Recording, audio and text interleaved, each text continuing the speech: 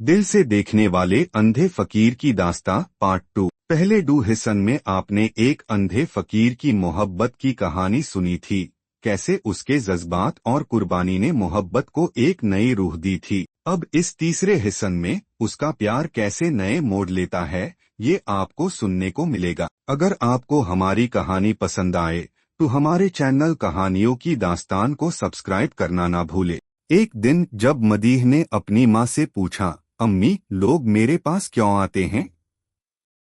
मैं तो सिर्फ एक बच्चा हूँ, उसकी माँ ने मुस्कुराते हुए कहा। बेटे, तेरी मासूमियत में अल्लाह की नूर है। लोग तेरे पास सुकून की तलाश में आते हैं, जैसे वो बाबा फकीर के पास आते थे। मदीह ने सिर हिलाया, लेकिन उसके दिल में सवाल बढ़ते जा रहे थे। वो जानना चाहता था कि क्यों उसे इतना खास समझा जाता है। एक बार मदीह को चौपाल पर खेलते खेलते एक औरत मिली, जिसकी आंखें आंसुओं से तर थीं। मदीह ने मासूमियत से पूछा, आप रो क्यों रही हैं? उस औरत ने आंसू पोंछते हुए कहा, बेटा, मेरा बेटा खो गया है। मैं उसे ढूंढ नहीं पा रही।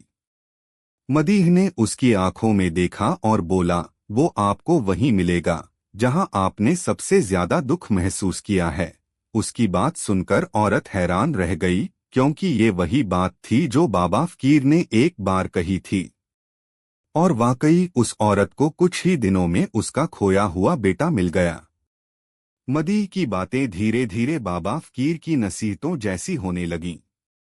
लोग अब उससे भी सवाल पूछने लगे, जैसे वे पहले बाबा से पूछा करते थे। मगर मदीह अभी छोटा था और इस जिम्मेदारी को समझने के लिए तैयार नहीं था। उसकी मासूम आंखें अब धीरे धीरे उन सवालों से बोझिल होने लगीं। उसकी माँ ज़ैनब समझ गई कि मदीह को वक्त और सुकून की जरूरत है। वह मदीह को फकीर की मज़ार पर ले गई और उसे बताया कि उसे दुनिया की उम्मीदों से पहले अपने दिल की सुननी चाहिए। तू बाबा फकीर की तरह अपनी रूह से लोगों को राह दिखा सकता है, लेकिन इसके लिए तुझे पहले अपने अंदर की आवाज सुननी होगी, उसने मदीह से कहा। मदीह ने सिर झुका लिया, मगर उसके दिल में उलझनें अब भी थीं। क्या वह बाबा फकीर की तरह बन सकता था? क्या लोग उससे वही उम्मीदें रखते थे? वक्त के साथ मदीह ने खुद को समझने की कोशिश शुरू की। एक दिन जब गांव में फिर से सूखा पड़ा और लोग परेशान हो गए, मदीह ने गांव वालों को इकट्ठा किया। उसने उनसे कहा, बरसात तब आएगी जब तुम अपने दिलों को साफ करोगे। बाबा फकीर की बातें सिर्फ सुनने के लिए नहीं थीं, उन्हें जीने के लिए थीं। जब तुम अपने अंदर की नफरत, जलन और ईर्ष्या को मिटाओगे, तब ही बारिश होगी। लोग उसकी बातों पर यकीन करने लगे थे। उन्होंने अपने रिश्तों में सुधार की कोशिश शुरू की। धीरे धीरे आसमान पर बादल घिरने लगे और एक रात जोरदार बारिश हुई। गांव वाले चमत्कार को देख रहे थे। यह वही बारिश थी जो मदीह के कहने पर आई थी। अब लोग मानने लगे थे कि मदीह में बाबा फकीर की रूह का अक्स था।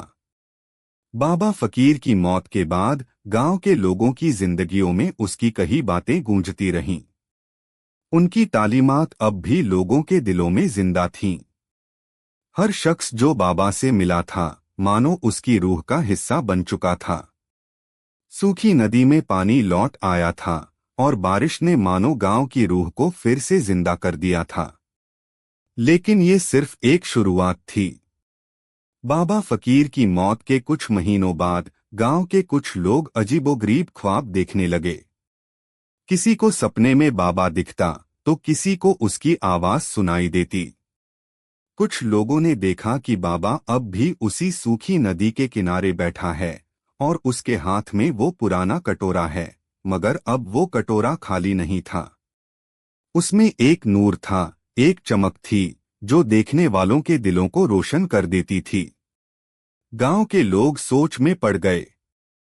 बाबा की मौत के बाद ये ख्वाब क्यों आ रहे थे?